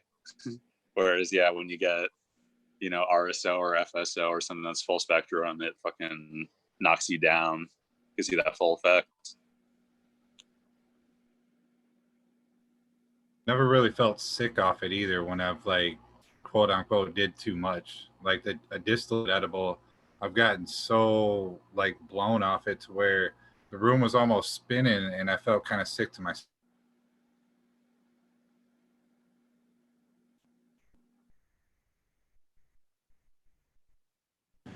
I think for me, I feel with the FSO you can go too high. I mean, you can overdose, or I guess what I consider overdose is if I wake up the next day and feel like soup like that. I call it the weed hangover. I figure, okay, I went a little bit too high. I wanted to back off, and that might not be a lower dose. That might just be take it an hour sooner, you know, something like that.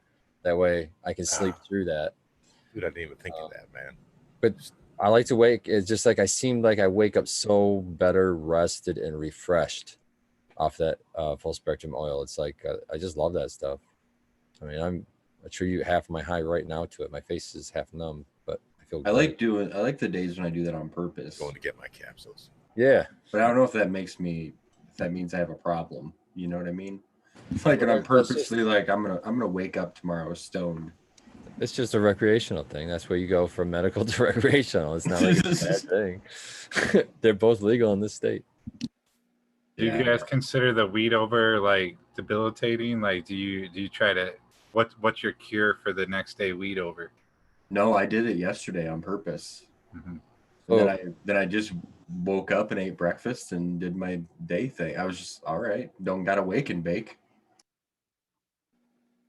Yeah, my thing is caffeine. So my preferred thing is a Monster. I just drink a Monster.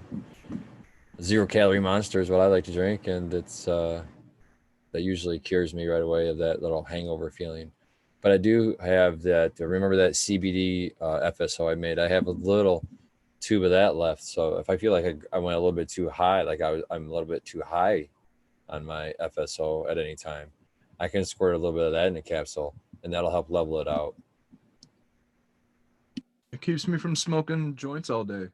Like habitually, I smoke joints because I'm a habitual smoker. Just I have been for my entire adult life. So, you know, if I can ease back on the amount of like smoke that goes through my lungs, it's nice. And I find myself, if I dose a little heavy with the FSO and I feel like I'm smoking a joint every couple hours, I don't have to smoke a joint every couple hours. It's nice.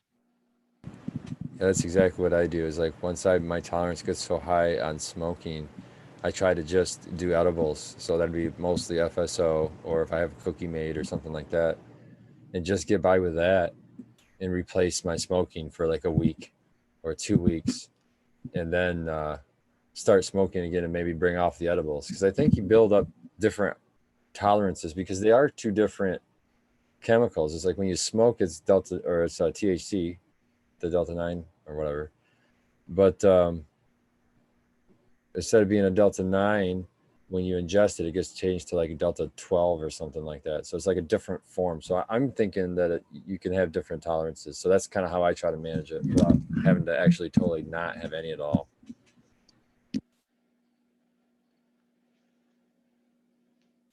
I agree. When I take like FSO in the morning, I notice that I almost have to like decide to smoke for like flavor purposes more than getting a buzz, you know. Like I could easily skip smoking for 6 hours and just take half a gram when I woke up, and that's really cool. I never would have thought that was possible before I have had the syringes of it and knew, like, because when you do a dab, you know, it's super potent, but it only lasts for 15 minutes, it seems like. And then you got to do another one. So the effect of having that super lengthy, very elevated high and therapeutic effect is very nice. Like I can work my ass off in the greenhouse, you know, and not be sore and stuff like that. It's really, really nice. So what happens when you fill the big side? Because I can't lay it down to measure it now. You'll sleep good, man. You can lay it down. It shouldn't pour out. Mine doesn't pour out. I can fill it up. By Jove, I think you're right.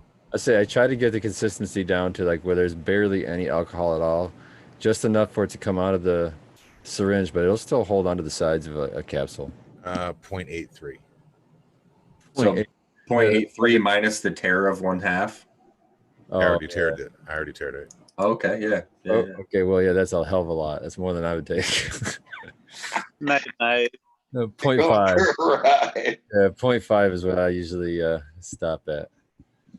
I think it's really, really good to try and push our tolerances with this FSO because, say, we get diagnosed with cancer or something like that, we have to take high levels of this stuff and still try to function. And that's actually something that I keep coming across when like family or friends or whatever approach me with family members that have cancer. But the kicker is that those people have never touched cannabis before, and they're going to have to go in and start using FSO right off the rip. And the only thing I really can recommend to these people is that they start trying to push it as hard as they can. If it gets too much, you have to have food and like some kind of sugar water or pop there to try and mellow it out. But you really have to push yourself to get a high dose of this stuff in you if you're really trying to take out a disease or a disorder like that. So I agree with you, and the kind of protocol that I've adopted, and it's inspired by Rick Simpson himself. I pretty much what you said is like I start them out as pretty much what I think they can tolerate, and then try to tell them to have a goal of doubling that every week. How they can manage that is they have a goal as in a weight. So the end goal is the top.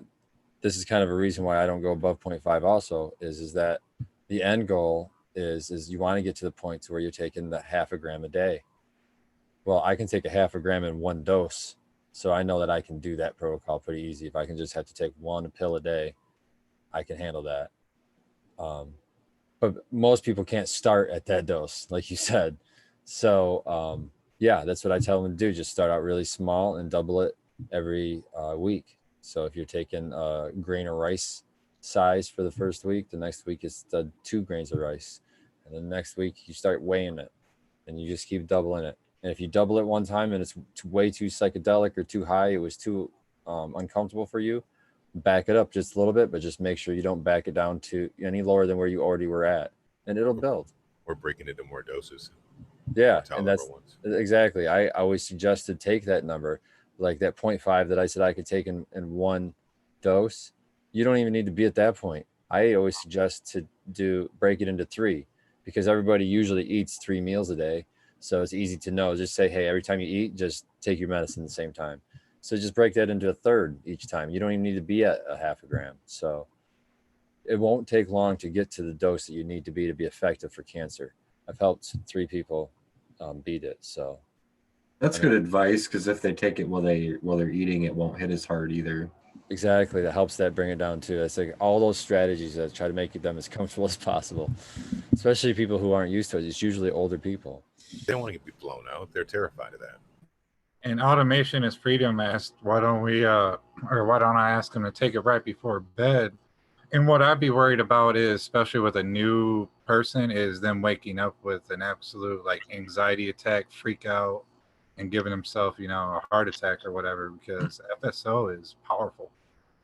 And the other thing is that it's usually older people, and you don't want to have them impaired as far as having problems walking or something like that when it's dark out. You know what I mean? That's just asking for trouble. So yeah, exactly. That's why, you know, break it up into thirds, eat it with a meal at the same time. So it's going to kind of blunt the psychoactiveness of it. And I think that's like the best advice I can give, is if you want it for a medicinal for fighting cancer. I mean, that's what I've had the best success with.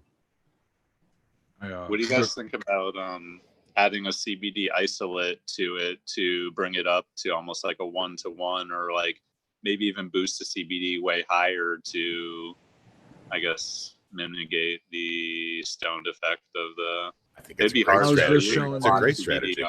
I've been eating these CBD gummies. I mean, it's nothing crazy. I just get them from my local grow shop just because they're there, but they help take back some of that effect. Like if I'm ever getting anxiety or anything, which I don't really get it off this FSO, which is a good thing, but it maybe just to manage being able to take higher doses. I mean, it is kind of like crazy. We're sitting here recommend. I mean, I'm talking about taking a gram for the day. Spartan's taking 0.5 gram doses. I mean, that's really not novice doses. That's definitely panic attack level doses for a novice. So supplement CBD is what my suggestion was going to be. Supplement, it's the antagonist of THC in a 10-to-1. It'll almost completely cancel it out. So, you know, if you can, like Yeti's saying, you know, I don't know, like cutting it with, I like to maybe even try to make an FSO with a 1-to-1. You know, you grow a flower that's a 1-to-1. I think it's an awesome idea. Yeah, I like that idea too. I agree. I would just try to find a hemp that was just fucking CBD and just grow one hemp plant. Maybe even outside, get a big harvest and just fucking extract the whole thing. Then you have your CBD portion, and you have your high THC portion. Mix them 1-to-1 weight wise, and there's your 1-to-1. Dan raised his hand. Are you growing a hemp plant, Dan? Yeah, we got 2 cherry wine hemp CBD plants going. We're gonna test out later this fall. Are you gonna press? Were you just gonna wash it and press it, or what's your plan? Yeah, we'll isolate it somehow. We don't know directly just yet, but some way we'll isolate the CBD if there is any. You know, we're gonna do an early harvest on it to get the highest CBD possible for it. See, what I've been finding with that strategy right there is completely sound, to use the CBD to balance stuff out. But the thing we got to remember is we all grow. So yeah, we could start growing like a CBD strain, or we know the logistics of getting an ounce of hemp flower for like $30 or whatever, and then, you know, extracting that. Most people that are needing this are just coming into this, and they can barely afford the high amounts of FSO that they need to beat this disease, let alone picking up CBD isolate that's normally overpriced if you don't have the logistics.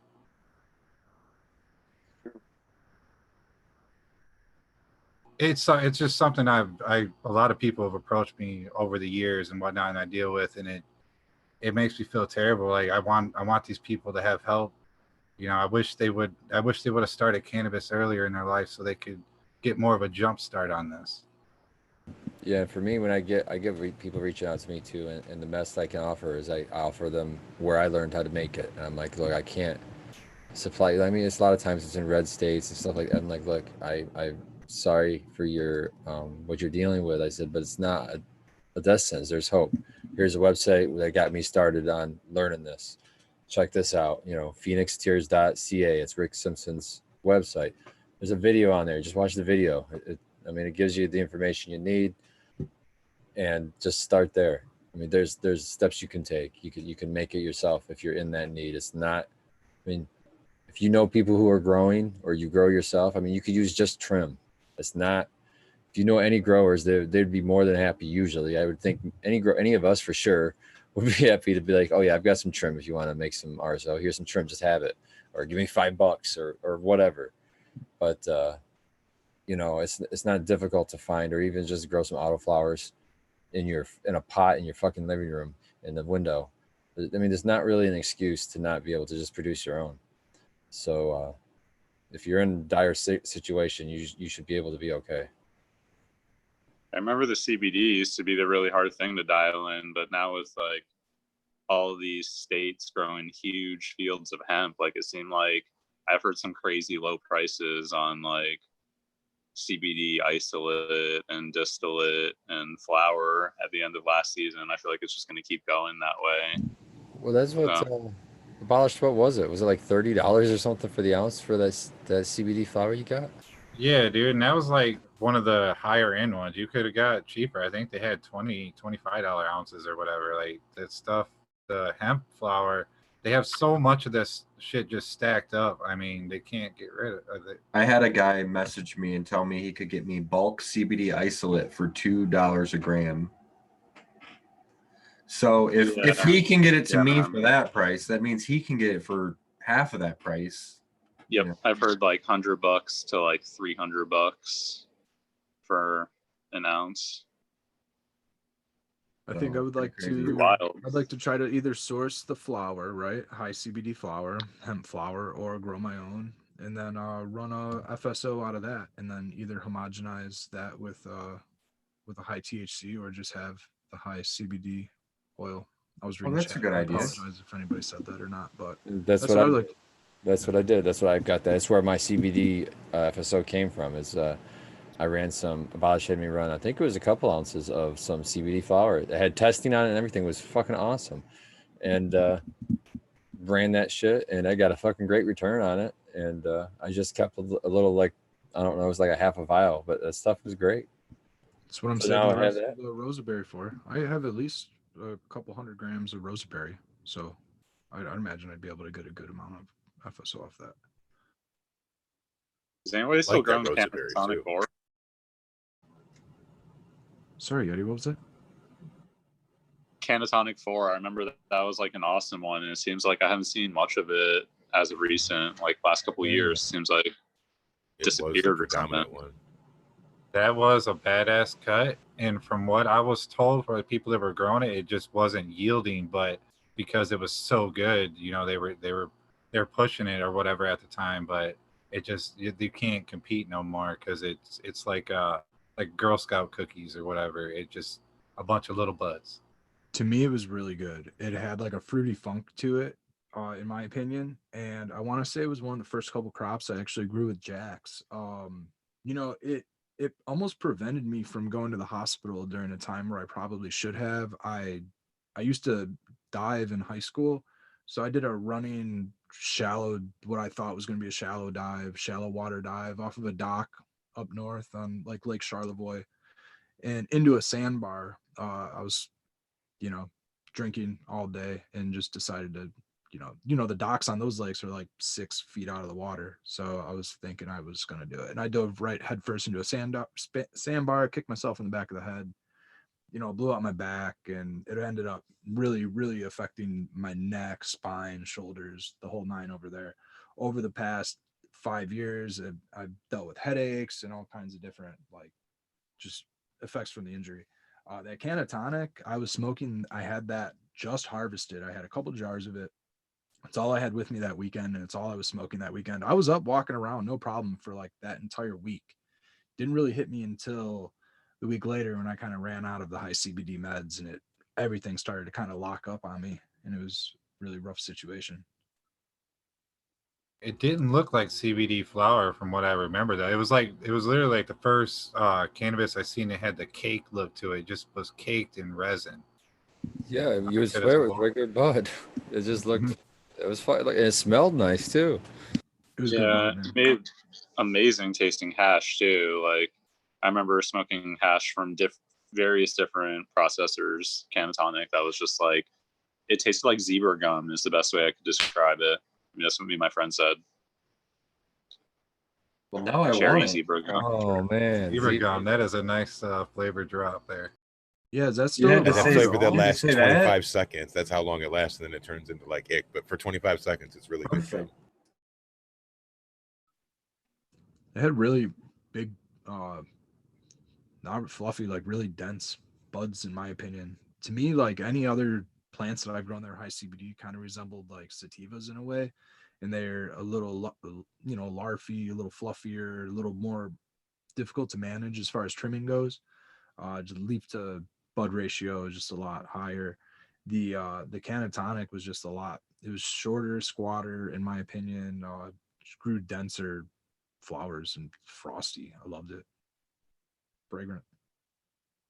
I miss it. Is it out there? I don't know. I haven't heard about it either. That's a good point, Yeti. I haven't heard of it. Not around here for a while. I mean, it was Where'd she it was go? really popular for a long time. Yeah, I got gifted like a fake cutting of it that like ended up testing like 25% THC and like no CBD. Oh, I had to weird. break What the is news to that, my friend man? that gave it to me. That wasn't right. It's like, That's what happened to me with your Pennywise. CBD's getting me high as shit, man. We flushed the CBD right out of it. That happened to me with that Pennywise. It was supposed to be a 1-to-1, and the one I grew was all THC when it tested out, but it was fucking nice. I still grew it for probably, I don't know, I think a year, maybe more. That was TGA also, Yep. like the TGA episode. Yeah. Miss that dude. The dude probably had like a bag seat of Canatonic and ran it and then gave you a cut of it and never got it tested. Or he was lying his face off, which is probably the most accurate. Oh, when I broke the news to him, he's like, "What? I drove all the way to Flint for that cutting." Like he was freaking the fuck out, and I was like, "Well, this is the PSI test on it." And I remember it had distinct like Taco Bell lettuce, like fresh shredded lettuce terps was That's so weird. was what I remembered on it. Yeah, it's definitely not Canatonic number 4. Yeah, no, it was an upset.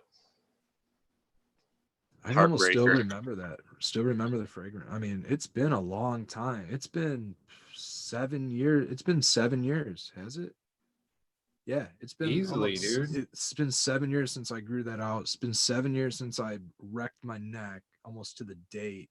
Yeah, about a couple of weeks ago to the date is when I wrecked it. I'm good now. Feel a lot better now at least. Holy shit! Yeah, it's been a long time since I've seen that plant around. Yeah, if anybody can fill us in on that, I do kind of miss that. That was really good. Like I only got a hold of a couple ounces of it back in the day, and it was delicious. I had no idea that it was a high CBD flower. I just knew that it was really good. Wow, that was that's how long I've been growing with Jax, because that was one of my first rounds growing with Jax. Just Jax. Just Jax. Growing for a long time with Jax. Really like the Jacks. Well, guys, we went a little bit over because we started a little bit late, but I think we should do our shout outs and get out of here. And hash time was late too for that reason. Yeah, that was why. This one which could just be titled the Stoner episode. And sorry, guys. And then we got high. I am so baked. But thank you for coming. We really appreciate it. Thank you for all the support, the donations, always. We will be back next week at 9:00. I swear. I'll have this shit straightened out. Thank you, Easy Swap, for being our guest tonight and answering questions about your products and showing off the fish tanks. Thank you for having us too. I do appreciate it. You guys are more than welcome. If you guys want to see more of the fish tank, I know he's got a little YouTube channel called See More Fish Tanks. So that's that. That's an ironic name. If you want to see more fish tanks, go to See More Fish Tanks on YouTube. Would that be SEE or SEY? Actually, SEY. Ah, see? Yeah. Clever chops. Definitely gonna have to get a tour of that room when I start the aquaponics show. Oh dang, you're starting an aquaponics. Yeah, I'm flirting with it. If you can't tell, I only have like 10 tanks in my house now. Nice. Fish Oh, you're fangirling. You're getting up there then, that's for sure. Yeah. I downgraded. I gave away a couple to spread the addiction around. It definitely can be addicting. I get it.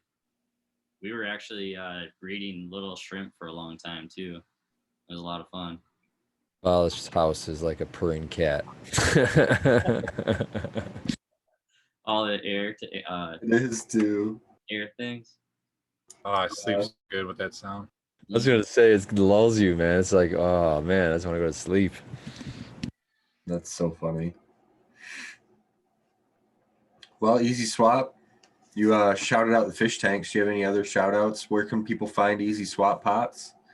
You can go to easyswappots.com and click on our store link and get all of our products there. And then if you want to check out our Instagram, you can follow us at Easy Swap Pots on Instagram. You can get the show discount MBGS10. Absolutely. Save 10% on all your order. That won't be good though on succulent pots, unfortunately, just because I don't feel like making those. Those are actually some of the most difficult ones to make. So hey, you draw the line in the sand. That's fine. You're the boss. But I appreciate you guys, and thank you again for having me on. Thank you. Red, where can everyone find you, boss? I want to give easy shout outs, Easy Swap Pots. That's that gram working itself through me.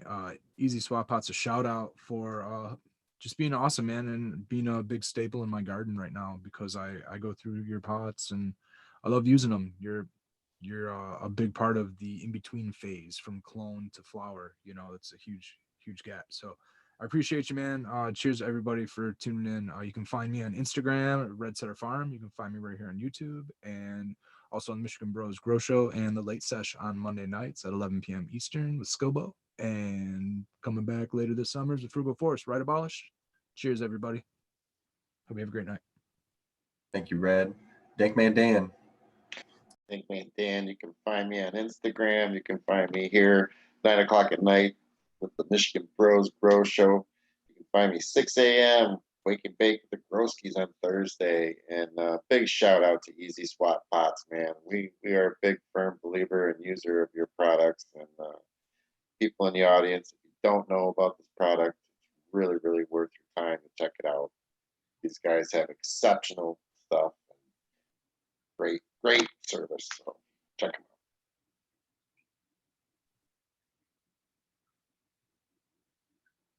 out. And then Spartan Grown.